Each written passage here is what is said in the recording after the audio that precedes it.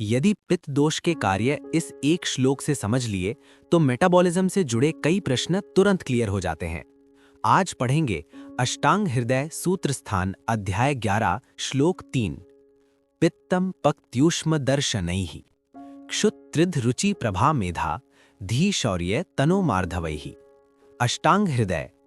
अब इसे परीक्षा की दृष्टि से समझते हैं। पहला, पक्ति।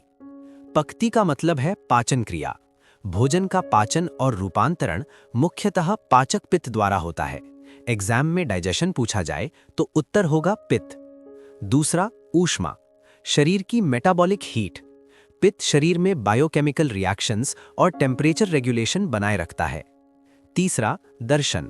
दृष्टि का कार्य। ये आलोचक पित्त से संबंधित है जो आंखों की कार्यप्रणाली को नियंत्रित करता है। चौथा, क्षुत। भूख की उत्पत्ति। पाचन अग्नि सक्रिय होने पर भोजन की आवश्यकता का अनुभव होता है। पांचवां, त्रिड। तृष्णा या प्यास।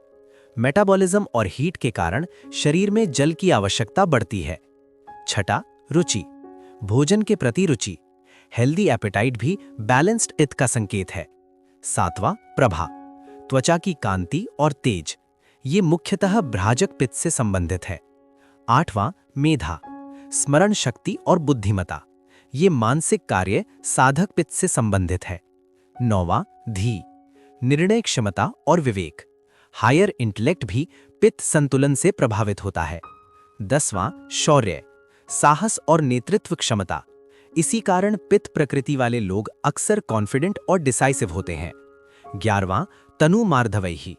शरीर की कोमलता और tissue softness. Balanced metabolism tissues को स्वस्थ बनाए रखता है। परीक्षा के लिए सबसे महत्वपूर्ण बिंदु।